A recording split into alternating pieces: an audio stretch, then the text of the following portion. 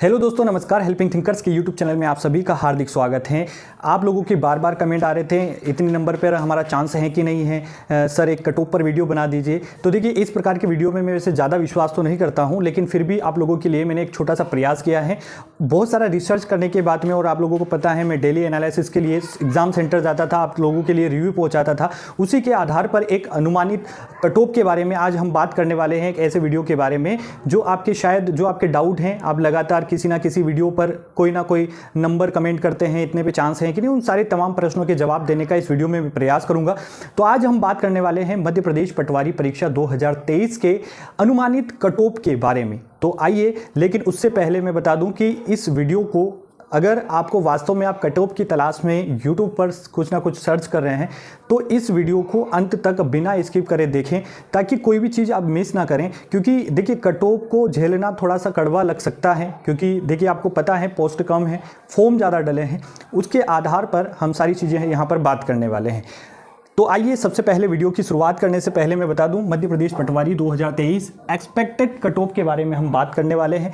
इससे पहले ये चीज़ें आपको समझना है कि आपको क्या बातें जो हैं ध्यान रखना है। मेरी तरफ से आपको जो ध्यान रखने वाली बातें हैं कि ये जो हम कट ऑफ बताने वाले हैं, ये एकदम अनुमानित है ना, अनुमानित है, यानी एक्सपेक्टेड कट ऑफ है ये। इसके बाद में जो भी कट ऑफ हम बताएंगे वो नॉर्मलाइजेशन के बाद का स्कोर है। ऐसा नहीं जैसे मैंने कुछ भी कट ऑफ बताया कि मान लीजिए 100 नंबर जो है कट ऑफ जाएगा, तो आपको यहाँ ये नहीं माना कि यार मेरे तो 80 है, मेरा सिलेक्शन तो नहीं होगा। हो सकता है आपका नॉर्मलाइजेशन में मार्क्स बढ़ जाए और आपका सिलेक्शन। तो नॉर्मलाइजेशन के बाद के स्कोर की हम बात करेंगे।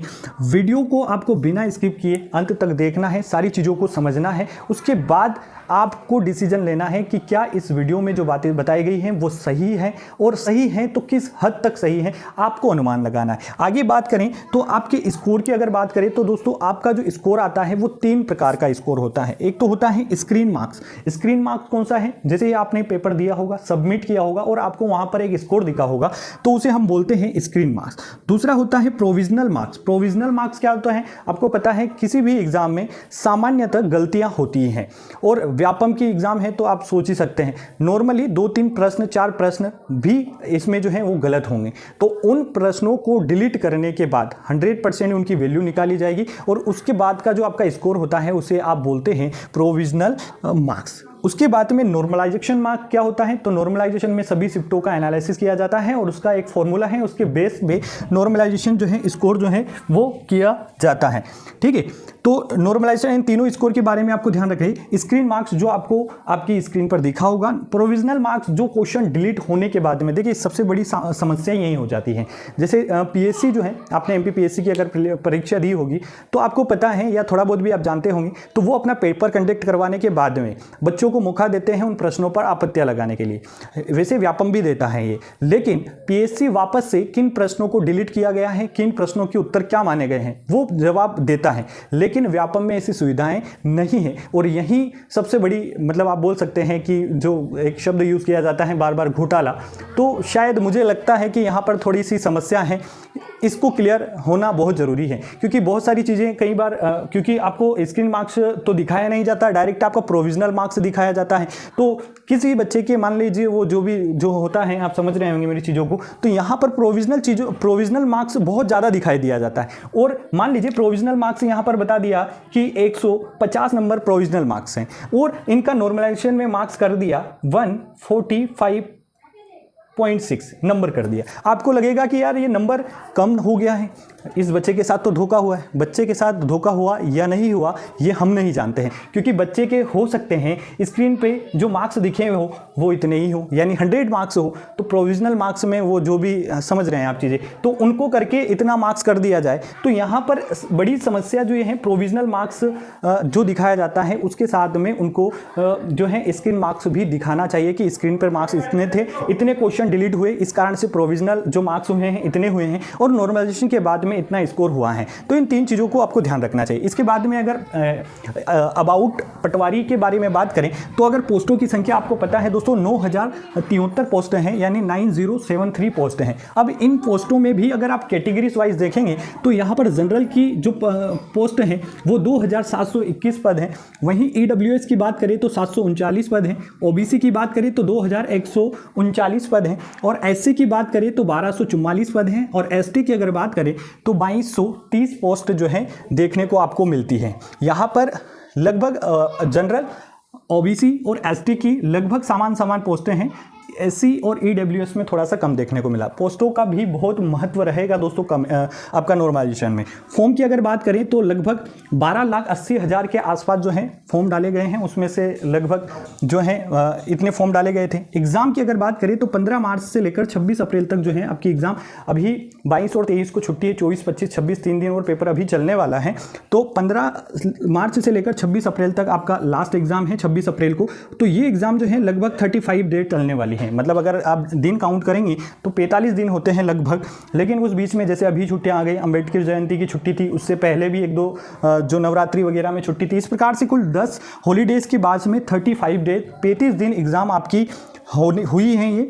और इसके बाद में अगर एग्जाम सेंटर की बात करें तो पूरे मध्य प्रदेश के 13 जिलों में मध्य प्रदेश पटवारी एग्जाम के सेंटर बनाए गए थे, और उनमें से टोटल जो सेंटर ऑफ नंबर था 78 जो है सेंटर थे। मतलब 13 जिलों में, जैसे एक जिले में कहीं 2 हैं, कहीं 1 ही हैं, कहीं 3 हैं, कहीं 4 हैं, जैसे इंदौर, भोपाल, ग्वालियर, इन बड़े शहरों में 3-4 भी हो सकते हैं। तो इस प्रकार से 13 जिलों में जो है 78 एग्जाम सेंटर बनाए गए। इसके बाद में अगर आगे बढ़े तो दोस्तों देखिए, इन 78 सेंटर में से अगर हम बोलते हैं कि एग्ज़ाम सेंटर जो टॉपर रहा है वो कौन रहा है, तो कई बार आपने स्टार्टिंग में देखा कि स्टार्टिंग में 15 मार्च से लेकर जो लगभग 30 मार्च के बीच में जो पेपर हैं, एक इजी फॉर्म में आ रहा था, एक मॉडरेट फॉर्म में आ रहा था, बच्चे अच्छा स्कोर कर रहे थे, 150, 60, 65 तक भी उस समय नंबर हमें देखने को मिले। उसके बाद में थोड़ा सा चेंजेस हुआ पेपर में, और 30 तारीख के बाद में पेपर में थोड़ा सा बदलाव आपको देखने को मिला। बदलाव क्या देखने को मिला? पेपर को थोड़ा सा कैलकुलेटिव बना दिया गया, थोड़ा सा और कठिन बना दिया गया, जहाँ से बच्चों को प्रश्न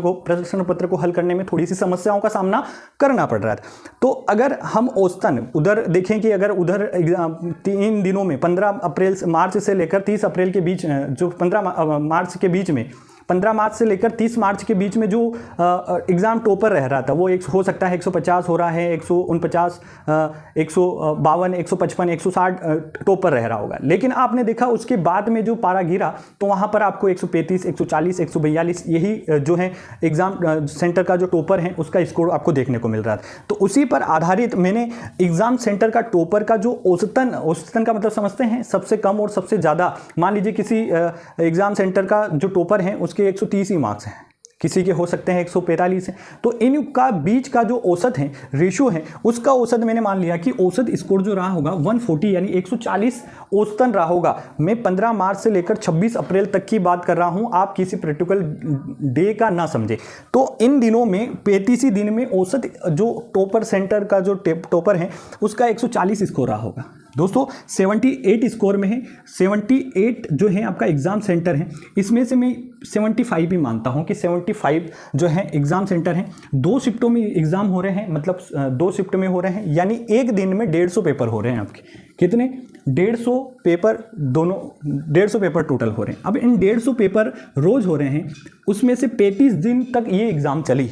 इस हिसाब से अगर इनका मल्टीप्लाई आप करेंगे तो 5250 एग्ज़ाम सेंटर के टॉपर का आंकड़ा निकल कर आता है। वहीं अगर हम बात करें, क्योंकि मैं तो खुद नॉर्मल जो एनालिसिस लेने के लिए एग्ज़ाम सेंटर पहुंचता था, तो वहां पर मुझे ये देखने को मिला कि एग्ज़ाम सेंटर का जो टॉपर है और सेकंड टॉपर, थर्ड टॉपर की अगर बात करें तो उनके बीच में 5-7 नंबर का वेरिएशन रहता है। कि अगर मान लीजिए किसी का 150 है तो उसके बाद में 145 या 142 नंबर जो है सेकेंड टॉपर सेंटर का रहता था। तो यहाँ पर अगर मैं सेकेंड एग्ज़ाम सेंटर टॉपर की बात करूँ तो उसका स्कोर जो है मैं 135 मानता हूँ कि सेकेंड टॉपर जो रहा होगा 135 रहा होगा।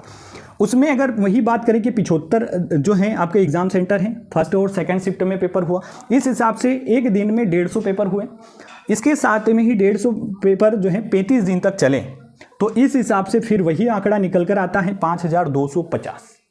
यानी अगर यहाँ पर मोटे मोटे तौर पर बात करें तो 10,500 केवल उन्हीं का सिलेक्शन हो जा रहा है जो सेंटर के टॉपर थे या जो सेकंड टॉपर थे। क्योंकि पदों की अगर आप देखेंगे तो पद हैं केवल 9,073 और आपके फर्स्ट सेंटर टॉपर और सेकंड सेंटर टॉपर का आंकड़ा 10,500। मतलब कहने का मतलब यहाँ से ये समझ में आता, देखिए कड़वा है लेकिन स्वीकार करना पड़ेगा, क्योंकि यहाँ पर जो आप पद देख रहे हैं 9,073 और आंकड़ा यहाँ पर निकल के आ रहा है 10,500। तो कुल मिलाकर कहने का मतलब है कि 135 से कम अगर किसी का है तो उसकी संभावनाएं बहुत न्यून हो जाती हैं, बहुत कम हो जाती हैं। 135 प्लस वाले की संभावनाएं बिल्कुल बहुत ज़्यादा है। साथ ही इतना ही नहीं, ऐसा नहीं है कि 135 से कम वालों का सिलेक्शन नहीं होगा। कुछ कंडीशन है, उस कंडीशन में जो है 135 से कम वाले का भी सिलेक्शन होगा। किस किस कंडीशन में होगा उस पर बात कर लेते हैं। और अगर ये चीज़ें सारी चीज़ें आपको समझ में आई हैं, अगर नहीं आई हैं तो एक बार फिर से वीडियो के स्टार्टिंग में जाइए और फिर से इस वीडियो को देखिए, ताकि सारी चीज़ें आप क्लियर हो पाएँ। और हम आगे बढ़ते हैं अब हम बात करेंगे कि आखिर कैटेगरीज वाइज अनुमानित कट ऑफ क्या रह सकता है। साथ ही हम ये भी बात करेंगे कि नॉर्मलाइजेशन में कितने मार्क्स बढ़ सकते हैं और कितने मार्क्स जो हैं घट सकते हैं, और आपका अनुमान क्या कहता है। ऐसा अगर कुछ है तो वो भी आप मुझे कमेंट में अपनी सलाह दे सकते हैं। आइए तो हम बात करते हैं कैटेगरीज वाइज जो है कट ऑफ क्या रह सकता है। तो दोस्तों अब बात करते हैं कि कैटेगरीज वाइज जो है क्या कट ऑफ रह सकता है, और ये बिल्कुल अनुमानित है, एक्सपेक्टेड कट ऑफ है। और इसके साथ में ही अगर हम बात करें, कहीं आप ये नहीं सोचिए कि अगर आपको मैंने कट ऑफ जो है मार्क्स आपको 145 बताया है और आपको लग रहा है कि सर मेरा तो 132 ही तो मेरा सिलेक्शन होगा कि नहीं, या फिर मेरा 128 से मेरा सिलेक्शन होगा कि नहीं। तो ये जो मार्क्स हैं ये नॉर्मलाइजेशन की बात का है, और आप ये मान के चलिए कि मेरा अनुमान है 80 से 85% कंडीशन में मार्क्स बढ़ेंगे ही हैं, कम होने की बहुत संभावना है। बढ़ेंगे क्यों? क्योंकि देखिए एक तो नॉर्मलाइजेशन का फंडा है, ये आपको पता है। दूसरी कंडीशन ये है कि व्यापम के जितने भी प्रश्न जो एग्जाम हुई हैं और जितने भी पेपर हुए हैं उसमें आप ये मान के चलिए 2 से 3-4 प्रश्न गलत होंगे ही होंगे, क्योंकि आप हर बच्चे से पूछिएगा तो वो बता देगा कि सर उसमें आंसर नहीं आ रहा था, उसका गलत जवाब था, उसमें ऐसे ऑप्शन मैच नहीं कर रहा था। तो आप देखेंगे तो 2 से 4 प्रश्न 5 प्रश्न गलत होंगे ही होंगे, तो इनका नंबर तो आपको बढ़ना ही है। नॉर्मलाइजेशन में अगर आपकी शिफ्ट टफ है, थोड़ी सी भी टफ है, तो वहाँ पर से मार्क्स इंक्रीज होगा। अगर आपकी शिफ्ट इजी रही तो वहां से अगर थोड़ा कम भी होगा तो आपके जो प्रश्न, आपके पेपर में जो प्रश्न गलत थे उनके मार्क्स तो बढ़ेंगे ना दोस्तों। तो बढ़ने की संभावना बहुत कम है, बढ़ने की संभावना बहुत ज्यादा है, कम होने की संभावनाएं बहुत कम है। इस बात को आप समझिए। और जो नंबर में बताने वाला हूं वो हमेशा नॉर्मलाइजेशन के बाद का है, ये बात आप ध्यान रखिए। अगर कैटेगरीज वाइज बात करें तो अनरिजर्व कैटेगरी यानी जनरल कैटेगरी जिसे आप बोलते हैं, तो 147 यानी 47 से लेकर 153 तक इनका जो है कट ऑफ रह सकता है। ईडब्ल्यूएस और ओबीसी का लगभग आसपास ही रहेगा, ज़्यादा इनमें डिफरेंस आपको देखने को नहीं मिलेगा, होगा तो 1 या 2 नंबर का डिफरेंस आपको देखने को मिलेगा। तो यहाँ पर ईडब्ल्यूएस और ओबीसी की बात करें तो 142 से 147 के बीच में ओबीसी और ईडब्ल्यूएस का कट ऑफ जा सकता है।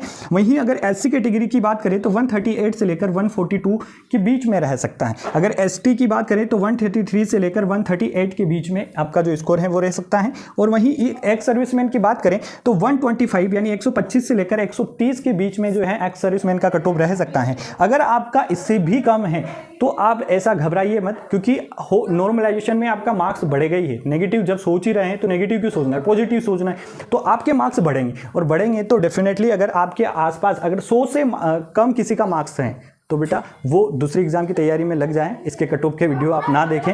और अगर आपका 120, 125, 100 के आसपास है तो उसमें चांस थोड़ा सा बनता है। वो सारा मैटर करेगा नॉर्मलाइजेशन के फंडे के बाद में। जब नॉर्मलाइजेशन का स्कोर आ जाएगा तो उसके बाद ही कुछ मतलब एग्जैक्ट वैल्यू में आपको आंसर पता चलेगा। उसके बाद में अगर हम बात करें कि नॉर्मलाइजेशन में आखिर कितने मार्क्स बढ़ सकते हैं, घट सकते हैं, तो नॉर्मलाइजेशन में नंबर बढ़ जा सकते हैं। तो बढ़ने की संभावना लगभग आप ये मान के चलिए कि पिछले पेपर भी आप देखेंगे तो एमपी पुलिस में भी आपने देखा होगा, तो एमपी पुलिस में भी बच्चों के 10 से 15 नंबर बड़े जो हैं वो देखने को मिला है। वहीं कम हुए हैं तो कम होने में ज़्यादा नहीं देखने को मिला, या तो नंबर वही रहता है या एक आध नंबर जो है कम हो जाता है। तो अगर हम बढ़ने की बात करें तो 7 से 12 नंबर तक यहाँ पर एक अनुमानित है कि मतलब मेरा अनुमान है कि 7 से 12 नंबर तक आपका नॉर्मलाइजेशन में मार्क्स बढ़ेगा। वहीं घट सकता है, कितना कम हो सकता है, तो देखिए ये और भी कम कर लीजिए इसको, मतलब 0 से 5 नंबर आप मान लीजिए। अगर किसी, देखिए कम कब होगा, जब आपकी शिफ्ट में गलत प्रश्नों की संख्या बहुत ही कम, मतलब नहीं है, गलत प्रश्न ही नहीं हुआ, या हुआ है तो बहुत कम हुआ है। दूसरी बात, आपकी जो शिफ्ट है वो बहुत ईजी थी, तो उस कंडीशन में, केवल उस कंडीशन में आपका मार्क्स कम हो सकता है। उसके अलावा ऐसी कोई कंडीशन नहीं है जिसमें आपका मार्क्स, और आप ये मान के चलिए कि केवल 85% जो है कंडीशन में मार्क्स इंक्रीज ही होगा, डिक्रीज नहीं होगा। केवल 15% में हो सकता है कि आपका मार्क्स या तो जो था उसी के आसपास रहें, या 1-2 नंबर, 2-5 नंबर, 2-5 तो बहुत हो गया, मतलब 2-3 नंबर से ज़्यादा कम नहीं होगा डेफिनेटली। मतलब 2-3-5 नंबर, जैसे कि मान लीजिए कि किसी की मतलब बहुत कठिन ईजी शिफ्ट थी और ईजी शिफ्ट में वो 160 ले आए, तो वहाँ उस कंडीशन बनती है कि 5 नंबर के बीच में, 5 से 7 नंबर के बीच में उसका कम हो जाए,